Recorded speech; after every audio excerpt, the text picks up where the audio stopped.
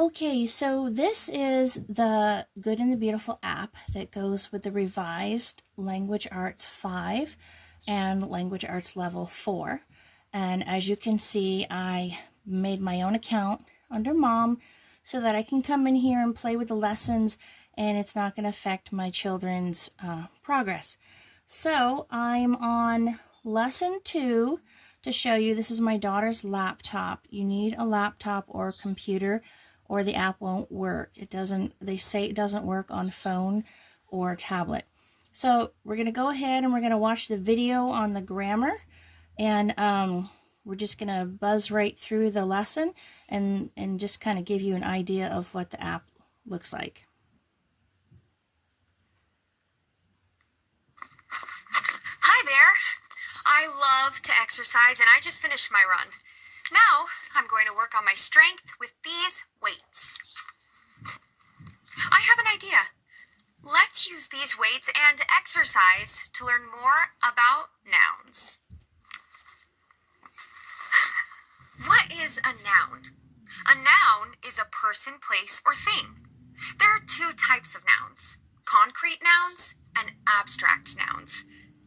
Concrete nouns are physical things you can see, hear, or touch. These weights are concrete nouns. I can see them and I can touch them. The music I was listening to on my run is also a concrete noun because I can hear it. Look around the room you are in. What concrete nouns can you see? Is there anything you can hear? Are you touching anything? I can see a door. I can hear a voice. I can touch this table. A door, a voice, and a table are all examples of concrete nouns. Abstract nouns are ideas, feelings, qualities, or concepts. You might be able to feel, hear, see, or touch evidence of an abstract noun, but you can't actually feel, hear, see, smell, or touch the noun itself. For example, summer. Okay, so now you get an idea of how the videos go. They're going to explain the grammar concept, and I'm just going to go ahead and continue. You can feel evidence of summer, like the hot. And we're going to move on to vocab and reading skills. Okay, so this is a 4-minute video.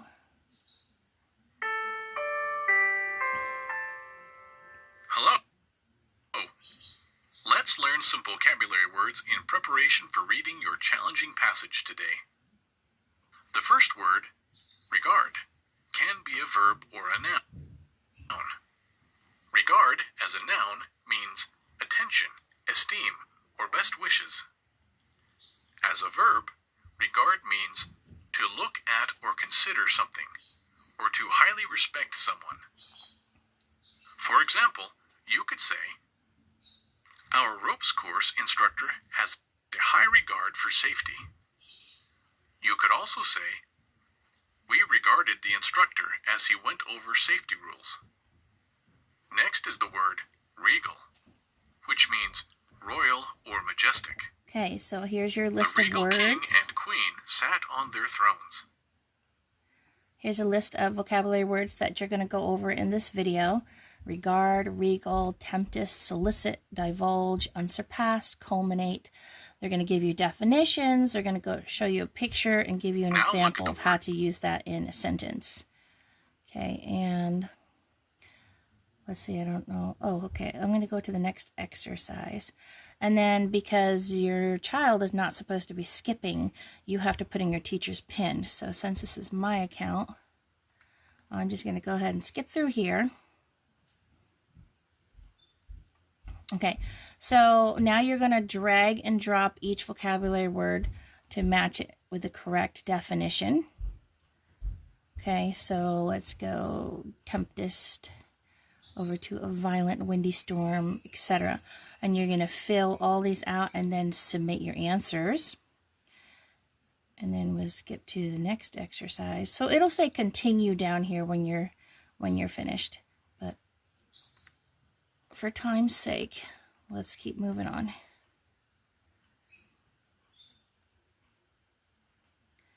Okay, so Bearfax notes Tegu lizards. Not sure if I said that right. Okay, so this is a 7-minute video, and I'm going to see if I can actually find that in the book so you know what you're doing.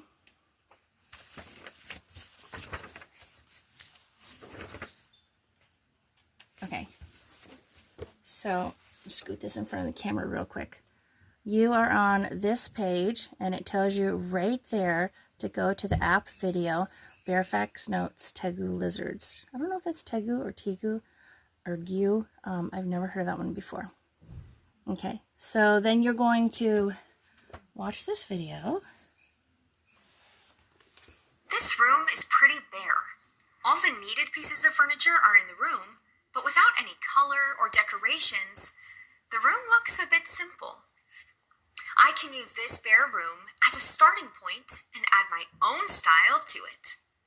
There we go. Doesn't this room look more inviting now? This concept also applies to writing. Let me explain. Before we write a non-fiction paragraph, we need to gather information by reading through several different articles or sources.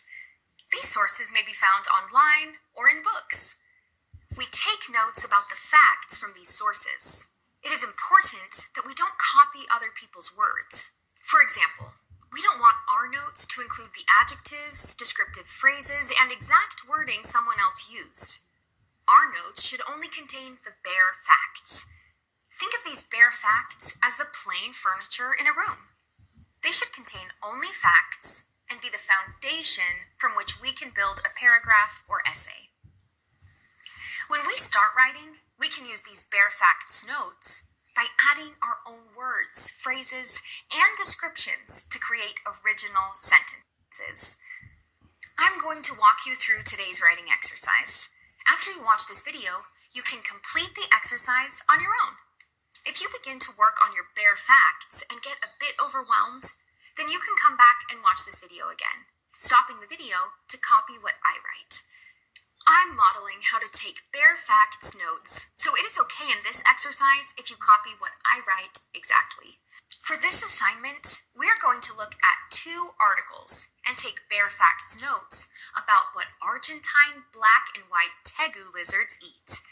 These articles contain lots of other cool information about this kind of lizard, but we're going to ignore that information and only take notes on what this lizard eats. Write your notes in the box labeled Bare Facts Notes.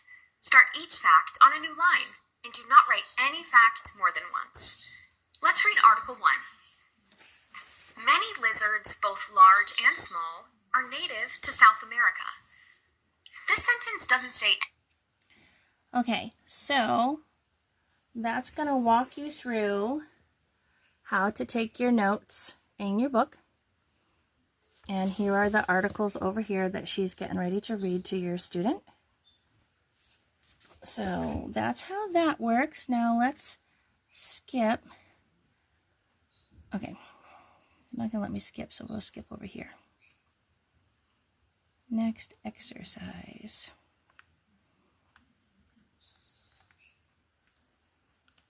Okay. All right, that is the end of lesson 2. And then you can move on to simply spelling, or you can go to the next lesson.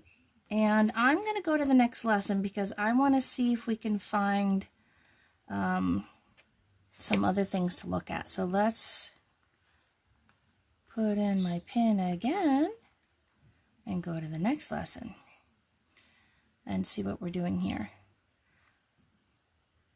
Testing, testing. If you hear this, your audio is working. Okay, that happens at the beginning of every lesson to just make sure that your volume is up. Okay, so geography cards practice continents and oceans. So you're going to touch the highlighted, you have instructions right here, but you touch the highlighted area. North America. And there's your answer. And then you pop over to the next card. Touch the highlight. Southern Ocean. Okay, so you get how that works? Africa. And there will be review exercises and there'll be quizzes on all the geography cards. South America. Okay, so, and then there's the quiz. And we're going to skip this exercise.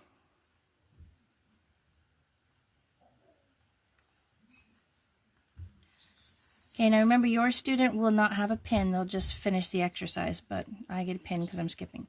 Okay, another vocab and reading skills lesson.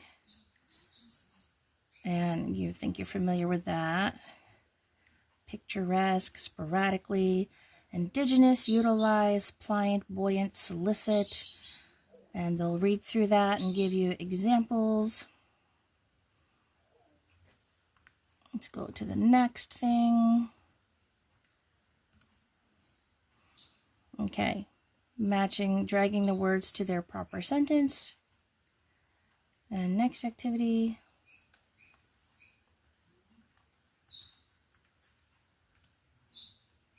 Okay, that's the end of lesson 3. So every lesson is a little bit different. Sometimes there's geography and art. Sometimes there's grammar and reading, vocabulary. Okay, and let's try simply spelling so you can see what that looks like. Oops, I didn't click in the box. Okay, go to simply spelling. 6th. I won 6th place in the competition. 6th. Okay, so here you type in the word that you hear. Energy. That toddler has a lot of energy. Energy. Oops, get in there. Being. I love being in nature. Being. Okay, if you mess up a Hurry. word, Hurry Oops. and finish cleaning. if you mess up Hurry. a word, it will give you those words at the end of the lesson to write down in your spelling book. So I'm going to mess this one up. I'm going to spell hurry wrong and see what it does. Okay, correction. That's how you spell it. Be careful. Pay attention. H-U-R-R-Y. Try again. And now I'm going to type it again. This time I'm going to do it right and see if that pops up at the end of the lesson. Hurry. Hurry and finish cleaning. Hurry. Okay, so now we're doing homophones.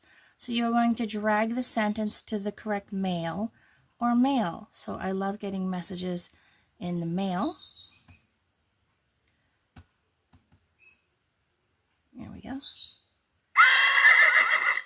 Ooh, that was loud. Okay. A male goose is called a gander. So we want this male.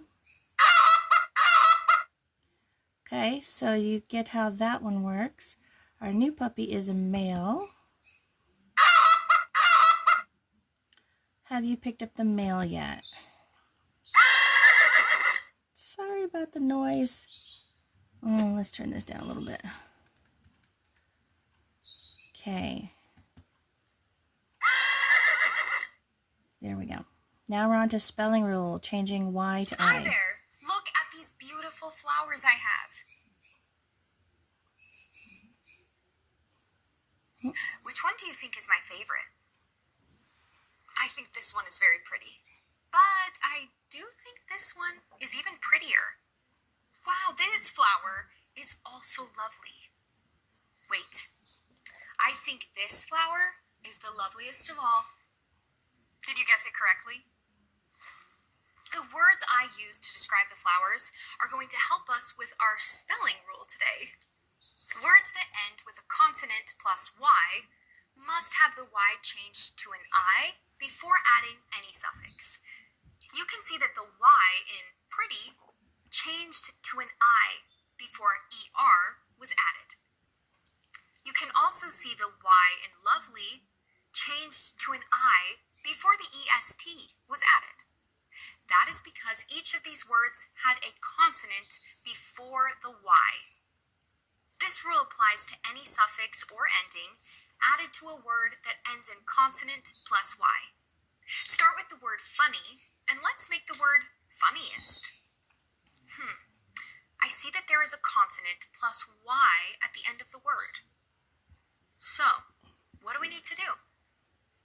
Yes, we need to change the Y to I before we add EST. Let's try it with a different word and suffix. If we want the word plenty to become plentiful, we move that Y right out and pop the I in its place. We are going to look at a word that does not follow the rule. Take the word play. This word ends in a vowel plus Y. If we want to add the suffix FUL to make it playful, we just add the suffix to the end of the word. Notice that the Y stays there. No changes are necessary here. Remember, words that end with a consonant plus Y must have the Y changed to an I before adding any suffix. Thanks for stopping by to learn this spelling rule with me today. Oh, one last thing. Which flower is your favorite? Goodbye. Okay, so there was your spelling rule. Those were originally on flashcards. Tried. Okay. Tried to help the man. Tried. Okay, so now we're back to spelling again. If you mess it up, they'll give it back to you a few times. Cities. We visited 2 cities today. Cities.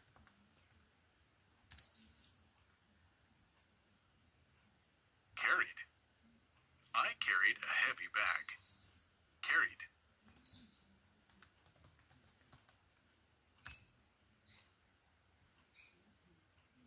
Stories. Grandpa tells the best stories. Stories. Okay, I'm going to mess this word up and see if it gives it to me to study. So I'm going to leave the Y in there and add an S. And I know that's not how you spell it, but I want to see what they're going to do.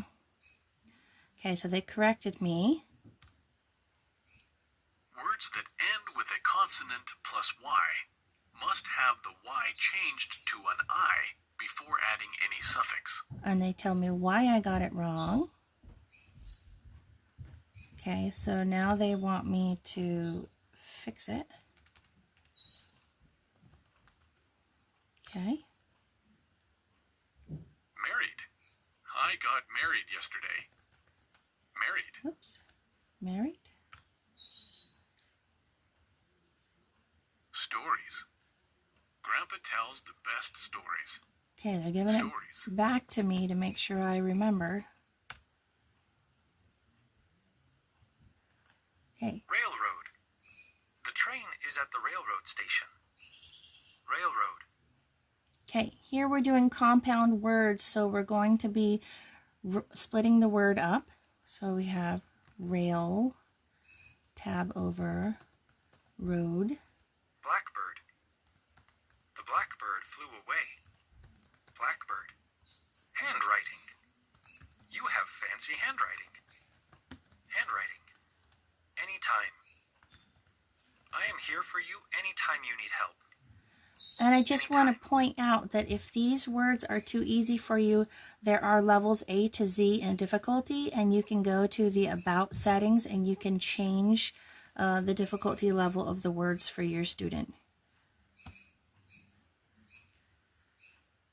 Okay, so these are the 2 words that I messed up on purpose.